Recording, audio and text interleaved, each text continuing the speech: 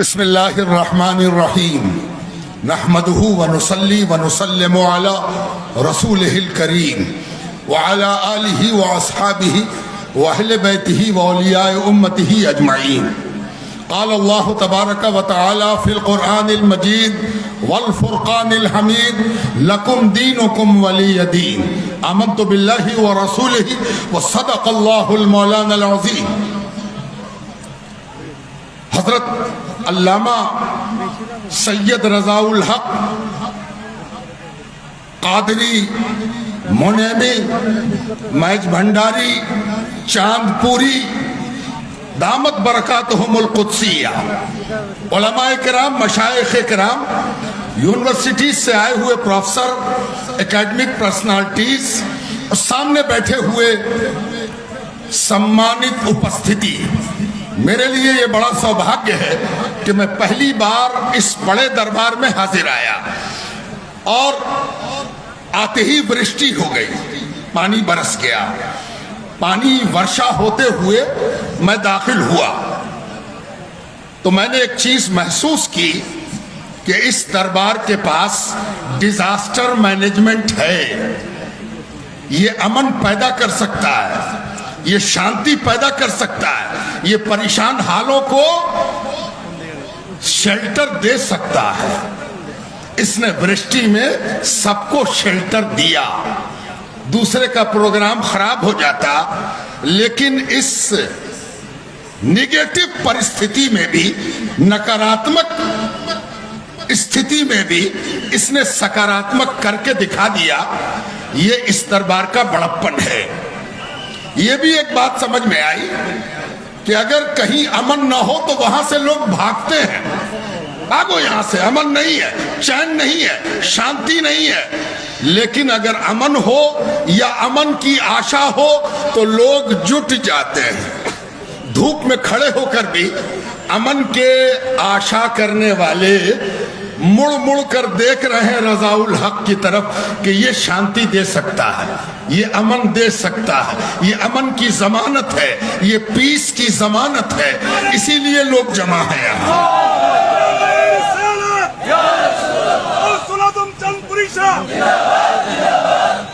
अमन conference में लंबी चौड़ी तकरीर करने का वक्त भी नहीं है। तकरीरें तो आपने सुन ली, मैं सिर्फ चंद रिमार्क्स देने हाजिर आया हूं। अमन इससे नहीं होता कि हम बहुत बड़े हैं, मेरा खुदा बहुत बड़ा है और मेरा रसूल बहुत बड़ा है। इससे अमन नहीं होता, इससे शांति नहीं होती। शांति इससे होती है कि खुदा ने, रसूल ने ऐसे लोगों के साथ जीने का क्या तरीका बताया जो मेरे जैसा नहीं है। हम गोरे हैं, काले के साथ कैसे रहें? हम मुसलमान हैं, नॉन मुस्लिम के साथ कैसे हम रहेंगे? हम सुन्नी हैं, कोई सुन्नी नहीं है तो उसके साथ हम कैसे रहेंगे? दो तरीका है, या तो जो हमारे जैसा नहीं है उसको मिटा दिया जाए, काट दिया जाए, खत्म कर दिया जाए, है ना। दूसरा तरीका यह है कि जो हमारे जैसा नहीं है उससे अपनी लिमिटेशंस जानी जाए कि कैसे हम रहेंगे और कैसे उसको साथ रखेंगे। आपने बड़ी बात सुनी, मोहब्बत मोहब्बत मोहब्बत। क्यों करें रसूल से मोहब्बत? क्यों करें? मोहब्बत करनी चाहिए, करना जरूरी है, लेकिन क्यों करें? इसलिए करें कि दुनिया को अमन का, शांति का जिसने पाठ पढ़ाया उसका नाम है मुहम्मदुर रसूलुल्लाह। आज जिस दरबार में आप बैठे हो ये सूफियों का दरबार है। सूफी की तालीम अलग है, सूफी का अंदाज अलग है, सूफी के जीने का तरीका अलग है, सूफी का डिजास्टर मैनेजमेंट बिल्कुल अलग है। एक सूफी से पूछा गया जिसका नाम इस उपमहाद्वीप में गरीब नवाज है, कैसे सूफी बनेगा? सूफी किसको कहते हैं? सूफी की परिभाषा क्या है? गरीब नवाज ने कहा सूफी वो है जिसमें तीन विशेषता पाई जाए, जिसमें तीन गुण पाया जाए, वही सूफी है। आप भी सोच रहे होंगे कि सूफी कौन होगा? जिसके हाथ में तस्बीह हो, माला है ना, जिसके पास कारपेट हो, सज्जादा, नमाज पढ़ने को मुसल्ला हो, वो सूफी होगा? या फिर आप सोच रहे होंगे कि जिसके पास दरबार हो वो सूफी होगा? नहीं, गरीब नवाज ने कहा सूफी वो है जिसमें 3 गुण पाया जाए। पहला गुण क्या? कि सूरज की तरह हो जाए, कि जब सूरज, आफताब, ये सन आसमान में निकलता है तो रोशनी और धूप देने के लिए नाम और धर्म नहीं पूछता। तेरा नाम क्या है, तेरी भाषा क्या है, तेरा रिलीजन क्या है, तेरा बिलीफ क्या है, तू कहां से आया है, बंगाली है कि बिहारी है, हिंदुस्तानी है कि पाकिस्तानी है, चाइनीज है कि एशियन है कि यूरोपियन है।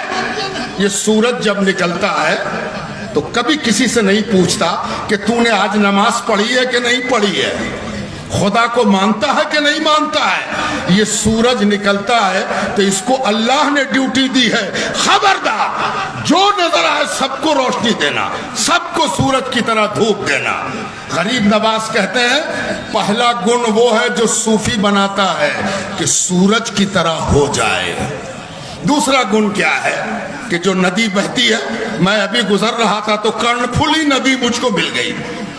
मैंने देखा कि कर्णफुली नदी रंग नहीं देखती कि काला है कि गोरा है, अल्लाह को मानता है कि नहीं मानता, आस्तिक है कि नास्तिक है, उसका काम है पानी देना।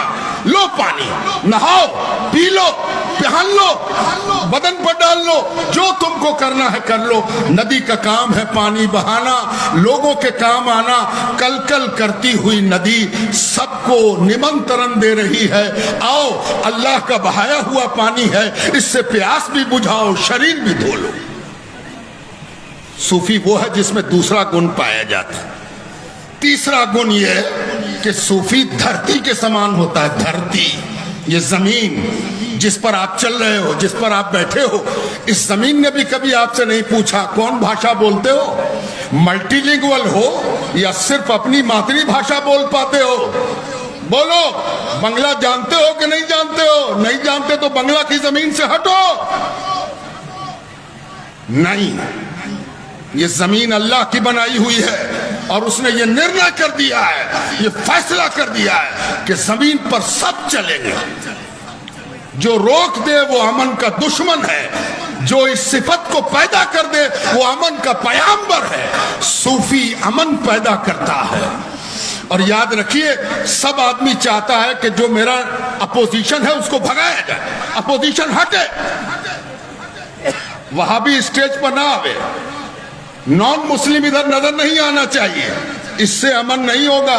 और वहाबी कहे कि सुन्नी को तो हम देखना नहीं चाहते हैं, ये अमन का तरीका नहीं है। अमन का तरीका क्या है? सूफी कहते हैं निंदक नियरे राखिए, छप्पर कुटी छवाए।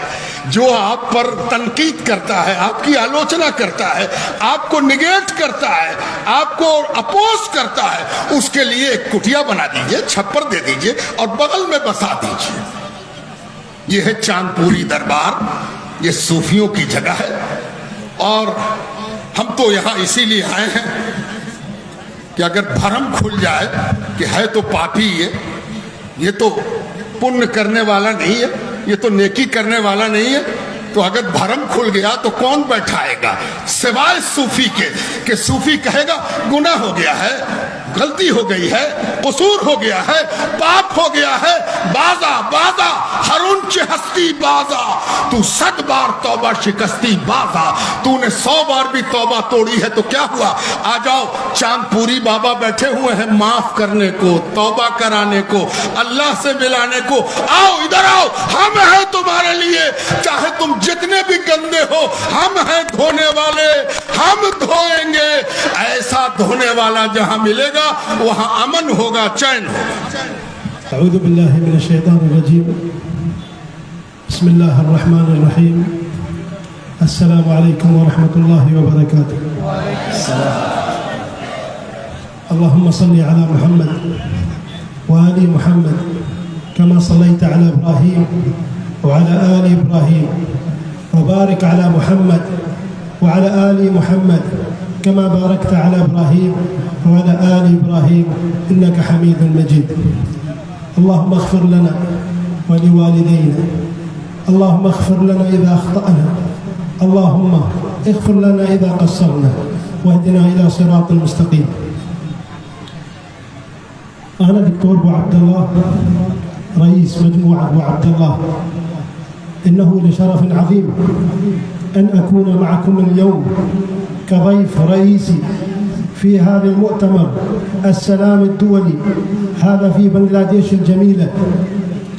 أود أن أعرب عن امتناني العميق للمنظمين لدعوتي ليكون جزءا من هذا الحدث. السلام هو الجوهر الذي يربطنا معا كمواطنين عالميين، ويمنحنا الأمل ويذكرنا بقوة الوحدة والتفاهم. وتعد بنغلاديش الدولة المعروفة بتاريخها الغني وتنوعها الثقافي بمثابة خلفية مثالية لهذا المؤتمر. كرجل أعمال إماراتي شهدت بنفسي قوة السلام والتعاون. يجب علينا أن ندرك أن السلام ليس غياب الصراع، بل هو حالة من الانسجام، حيث يحصل كل فرد على فرصة متساوية وكرامة.